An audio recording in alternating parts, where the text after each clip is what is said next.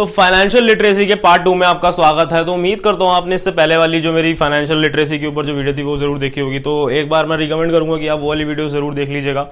तो इस financial literacy के पार्ट 2 में आज हम बात करने वाले हैं कि बिजनेस टैक्स प्लानिंग, बिजनेस के एक्सपेंसिव इनकम स्टेटमेंट कैसे कैलकुलेट होती है, और वहीं एक एम्प्लॉय की वहाँ जॉब में एक इंडिविजुअल की कैसे टैक्स प्लानिंग होती है और कैसे इन दोनों में फर्क है, और क्यों मैं इतना ज्यादा बिजनेस की बात करता हूँ, क्यों इतना ज्यादा बिजनेस को प्रमोट करता हूँ। तो इसी के ऊपर आज बात करने वाले हैं। तो नमस्कार, मैं निमित कपूर आपका स्वागत करता हूँ अपने चैनल पे। तो इस वीडियो को लास्ट तक जरूर देखिएगा। तो बहुत ही एक इंपॉर्टेंट बात आपको बताने वाला हूँ जिससे आपका एक माइंडसेट खुलेगा, एक बिजनेस की तरफ आपका एक माइंडसेट बनेगा। तो इस वीडियो को लास्ट तक जरूर देखिएगा। तो आपने हाल ही में एक न्यूज सुनी होगी कि Amazon ने जो है वो 0 टैक्स पे किया है, और बड़ी बड़ी कंपनीज जो है वो टैक्स सेव कर लेती हैं और यहाँ पे लीगली टैक्स सेव कर लेती हैं। तो वो ऐसा क्या कर रही हैं कि वो अपना टैक्स सेव करवा रही है। तो चलिए देखते हैं कि क्या है कि पहले तो समझिए कि गवर्नमेंट जो है वो एम्प्लॉयज को नहीं, वो बिजनेसेस को ज्यादा सपोर्ट करना चाहती है। तो क्या है, और लोग जो है वो ज्यादा गवर्नमेंट जॉब्स के पीछे भागे जा रहे हैं। लेकिन अब क्या करें कि गवर्नमेंट भी किस किस को जॉब देगी।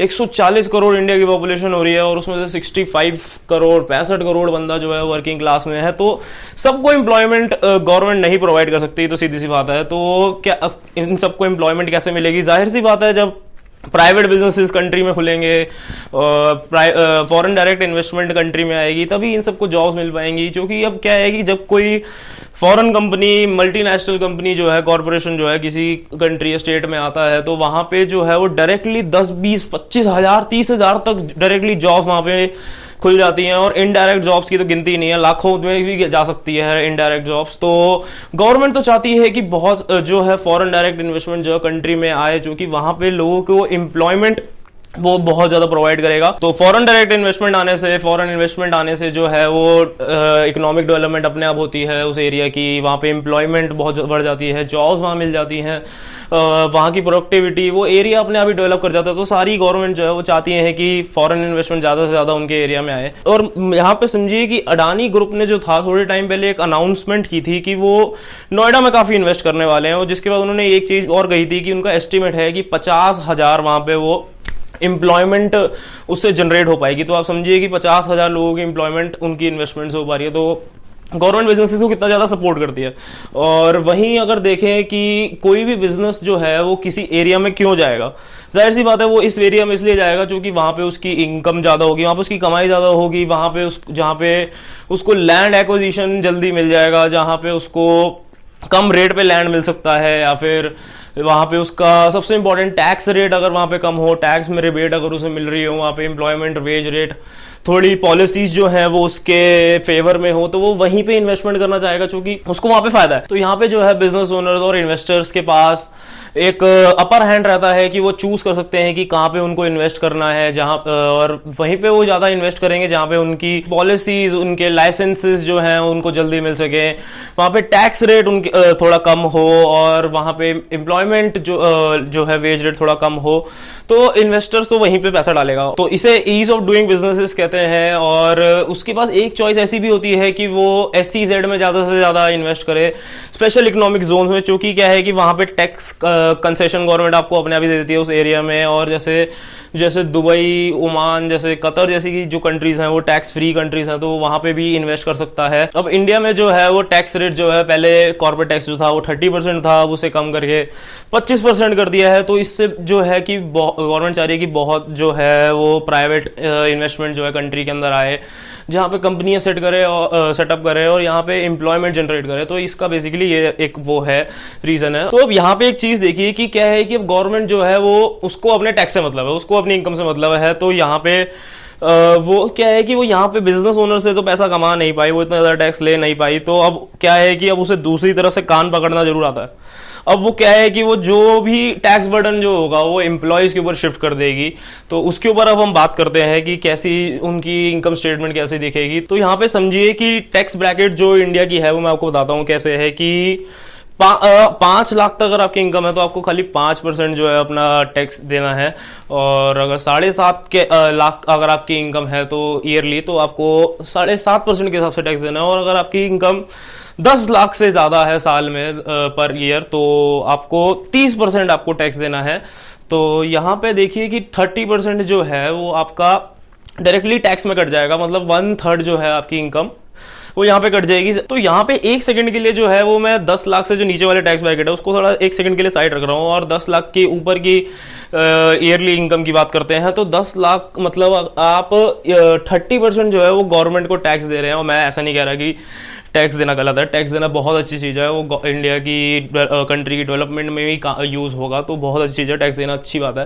तो 30% जो है वो आपको गवर्नमेंट को देना पड़ रहा है, 1/3 आपकी इनकम जो है वो गवर्नमेंट लेके जा रही है, मतलब साल के 4 महीने जो है आप गवर्नमेंट के लिए काम कर रहे हैं, जो कि अच्छी चीज है। तो अब एक इंडिविजुअल एक एम्प्लॉय है वो ईयरली 10 लाख का पैकेज है उसका, तो वो 30% जो है 1/3 जो है वो गवर्नमेंट के पास चला जाएगा। और यहाँ पे जो है अभी भी जो है वो उसको अभी वो जो बचा हुआ अमाउंट है वो भी अभी पूरा कैश में नहीं है, उसमें अभी भी बहुत सारे अलाउंसेस हैं, वहाँ पे ईसॉप्स होते हैं, वहाँ पे हेल्थ का एक पॉलिसी होती है, वहाँ पे प्रोविडेंट फंड होता है, तो अभी बहुत सारे अलाउंसेस पहले कटते हैं। तो अभी बेसिक पे जो है जो उसको फाइनली मिलता है वो बहुत ज़्यादा कम माना जाता है जो उसके पैकेज के हिसाब से देखा जाए। तो फिर भी हम मान लेते हैं कि जो बचा हुआ है वो 2/3 जो है वो उसके पास है, तो 2/3 अमाउंट जो उसके पास अब जो बचा है सैलरी का वो अब जो है वो स्टार्ट करेगा अपने एक्सपेंसेस करना। अब जो है वो जो उसकी 2/3 इनकम जो बची हुई है वो उसके बाद सारे अपने हाउस होल्ड एक्सपेंसेस करेगा, उसी से वो अपना ऑफिस एक्सपेंसेस करेगा, जैसे कि कुछ अगर उसको ऑफिस के लिए कुछ चाहिए, अपने लिए कुछ चाहिए, और जैसे कुछ लैपटॉप अगर आपको उसको चाहिए, और उसको अगर कार लेनी है तो उसके बाद वो एक्सपेंसेस करेगा, खर्चा करेगा, या फिर उसे कभी वेकेशन पे जाना है तो उसके बाद वो सारी जो है वो उसके एक्सपेंसेस आएंगे इनकम पोस्ट टैक्स इनकम के बाद, समझ रहे हैं, पोस्ट टैक्स इनकम के बाद जो है वो उसके एक्सपेंसेस माइनस होंगे, तो उसके बाद जो इनकम बचेगी वो उसकी सेविंग होगी, जो कि मुझे लगता नहीं ज्यादा बच पाता है। और वहीं दूसरी तरफ जो एक बिजनेस ओनर जो है उसकी इनकम स्टेटमेंट अब मैं बताता हूँ उसकी कैसे होती है, बहुत ही इंटरेस्टिंग है, और आपको ये भी पता चलेगा कि क्यों ऐसा है कि अमेजोन ने जो है अपना 0 टैक्स पे किया है, बड़ी बड़ी कंपनीज जो है उतना कम टैक्स पे करती हैं, लीगली टैक्स सेव करती हैं। तो इससे पता चलेगा कि क्या है कि अब मान लेते हैं एक बिजनेस ने एक साल में मान लेते हैं 10 लाख उसने कम से कम रेवेन्यू जनरेट किया, 10 लाख जनरेट किया होगा, तो अब क्या है कि अब उसने इतना अमाउंट जनरेट किया, तो यहाँ पे जो है वो ये उसका रेवेन्यू, और यहाँ पे जो है उसका टैक्स नहीं लगेगा। यहाँ पे वो सबसे पहले अपने एक्सपेंसेस शो करेगा, वो एक्सपेंसेस शो करेगा कि उसने क्या है कि फर्नीचर लिया है बिजनेस के लिए, अपने बिजनेस के लिए, उसने कोई ऑफिस लिया है उसकी पेमेंट करने के लिए, और या फिर उसने कार ली है बिजनेस पर्पस के लिए, उसने कोई बिजनेस ट्रिप किया है, क्या पता उस बात पे वो वेकेशन पे गया हो लेकिन उसने उसको बिजनेस एक्सपेंस में ही दिखाया है। वहीं और भी बहुत सारे एक्सपेंसेस हो सकते हैं, और सारे एक्सपेंसेस काटने के बाद जो है वो उसकी जो इनकम उसकी जो है वो इनकम पे टैक्स लगेगा। आप समझिए कि डोनाल्ड ट्रंप ने कुछ टाइम पहले जो है अपने हेयर कट एक्सपेंसेस को भी बिजनेस एक्सपेंसेस में दिखाया था, जो कि काफी लोग जो है उसके खिलाफ कह रहे थे कि ये सही नहीं है, लेकिन उसने अपने हेयर कट एक्सपेंसेस को भी बिजनेस एक्सपेंसेस में दिखाया था, तो कितनी इंटरेस्टिंग बात है। और वहीं जो एक एम्प्लॉय था उसने पहले अपना टैक्स भरा, और उसके बाद उसकी जो है उसको इनकम, उसको अपना पे मिला। और वहीं बिजनेस ओनर का क्या है कि पहले उसने एक्सपेंसेस शो करे, पहले उसने अपने एक्सपेंसेस करे, वहीं एम्प्लॉय ने टैक्स कटने के बाद अपने एक्सपेंसेस स्टार्ट करे, और वहीं बिजनेस ओनर जो है उसने पहले एक्सपेंसेस करे, उसके बाद उसने उसके ऊपर टैक्स पे करा। तो समझिए कि बिल्कुल ही उल्टी होती है इन दोनों की जो है वो इनकम स्टेटमेंट। और यहाँ पे एक एडवांटेज मैं और आपको बताता हूँ कि बिजनेस ओनर जो लेता है यहाँ पे वो डेप्रिसिएशन का जो है वो यहाँ पे एक बहुत ज़्यादा एडवांटेज लेता है, 15 से 20% डेप्रिसिएशन जनरली होता ही है जो आप ले सकते हैं बिजनेस ओनर जो है।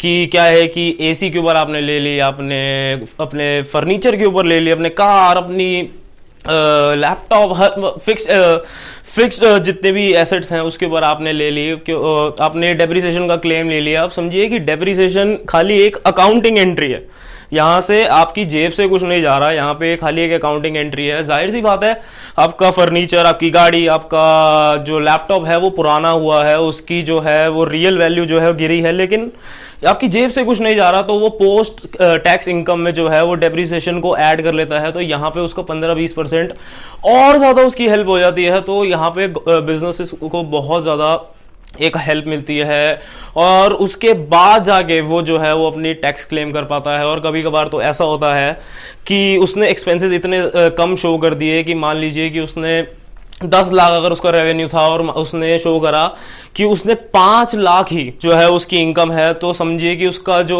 टैक्स रेट हो गया वो लगभग 0% टैक्स हो गया। और Amazon भी ऐसा ही करती है कि उसने अपनी इनकम का ऐसा इतना कम वो दिखा दिया कि उसने जो स्लैब बनी वो 0% टैक्स के अंदर आई। तो बड़ी बड़ी कंपनीज जो है वो ऐसे ही अपनी टैक्स जो है वो अपना टैक्स सेव करती हैं, और बिल्कुल ये लीगल चीज है और इसमें कुछ गलत नहीं है। और वहीं जो है वो जो एक एम्प्लॉय एक इंडिविजुअल है वो उसके लिए डेप्रिसिएशन मतलब कुछ नहीं है, वो डेप्रिसिएशन कहीं क्लेम नहीं कर सकता।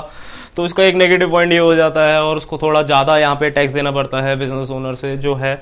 तो यहाँ पे बिजनेस ओनर को थोड़ी छूट मिल जाती है। तो समझिए टैक्स क्या है कि मान लेते हैं अगर एक एप्पल, समझिए अगर एप्पल एक आपकी इनकम है, वो एप्पल आप खा रहे थे, क्योंकि क्या है कि उस एप्पल में से जो है वो गवर्नमेंट एक बाइट मार के आपका जो है वो एप्पल की लेके चली गई है, तो आपकी इनकम से, तो टैक्स वो है। और वहीं एक चीज और होती है कि क्या है कि इकोनॉमिस्ट के लिए जो है एक बहुत ही ज्यादा डिबेटेबल टॉपिक ये हमेशा रहता है कि अगर कोई बंदा अगर कुछ ज़्यादा अगर अर्न कर रहा है, वो ज़्यादा मेहनत कर रहा है, उसकी जो स्किल्स हैं, उसकी कैपेबिलिटी ज़्यादा है, उसकी अर्निंग ज़्यादा है, तो वो ज़्यादा टैक्स क्यों पे करे। क्योंकि क्या है कि अगर वो ज़्यादा टैक्स पे करेगा तो उसकी एक क्या है कि एक मोटिवेशन थोड़ी सी कम हो सकती है कि वो ज़्यादा अर्न क्यों करे, वो ज़्यादा मेहनत क्यों करे, वो एवरेज जो बंदा अर्न कर रहा है वो उतना ही अर्न करे। तो इकोनॉमिस्ट के लिए थोड़ा सा एक डिबेटेबल टॉपिक रहता है कि ज़्यादा इनकम मतलब ज़्यादा टैक्स क्यों एक इक्वल नहीं हो सकता दोनों के लिए, ताकि ज़्यादा इनकम जो है वो जो ज़्यादा मेहनत कर रहा है उसको मिले।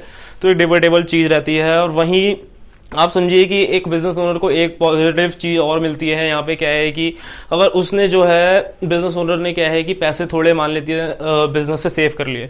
अब उसने क्या है कि उसने सोचा कि पैसे उसके सेव हो गए हैं, तो उसने एक सोचा कि उस पर टैक्स ना देना चाहा, और उसने सोचा कि एक इन्वेस्टमेंट पर्पस के लिए उसने कोई लैंड खरीद लिया। अब उसने वो लैंड लिया, तो वहां पे जब वो लैंड का प्राइस एप्रिशिएट करेगा तो उसने वहां से भी गेन ले लिया, और उस अमाउंट पे उसको टैक्स भी नहीं पे करना पड़ा। और जो टैक्स उसको पे करना पड़ेगा वो बाद में जो है जब वो लैंड सेल करेगा तब उसे करना पड़ेगा उसकी एप्रिसिएशन पे। तो ये बिजनेस ओनर्स को इतना ज़्यादा जो है वो गवर्नमेंट इतना ज़्यादा उनको सपोर्ट करती है, बहुत ज़्यादा उनको प्रमोट करती है कि ज़्यादा से ज़्यादा बिजनेस सेटअप हो, उनको टैक्स रिबेट में भी ट्राई करती है कि कम दिए जाएं ताकि बिजनेस से ज़्यादा सपोर्ट हो। तो आई होप आपको मेरी टैक्स प्लानिंग के ऊपर, टैक्स कैलकुलेशन के ऊपर आपको वीडियो पसंद आई होगी, और आपको पता चला होगा कि क्यों मैं इतना ज़्यादा बिजनेस को प्रमोट करता हूँ, इतना ज़्यादा क्यों मैं ज़्यादा बिजनेस की बात करता हूँ।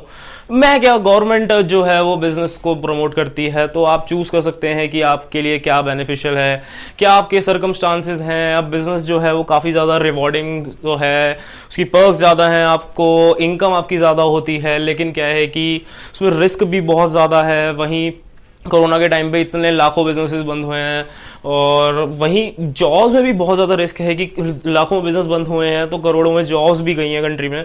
तो रिस्क तो हर जगह है, तो अगर आप चूज़ कर सकते हैं आपके लिए क्या बेनिफिशियल है। तो उम्मीद करता हूँ आपको मेरी वीडियो पसंद आई होगी। अगर आपको वीडियो पसंद आई है तो वीडियो को लाइक कर दीजिएगा, चैनल को सब्सक्राइब नहीं किया तो चैनल को सब्सक्राइब कर दीजिएगा, और बेल आइकन को हिट कर दीजिएगा। तो आपने लास्ट तक वीडियो को देखा, इसके लिए आपका बहुत बहुत धन्यवाद।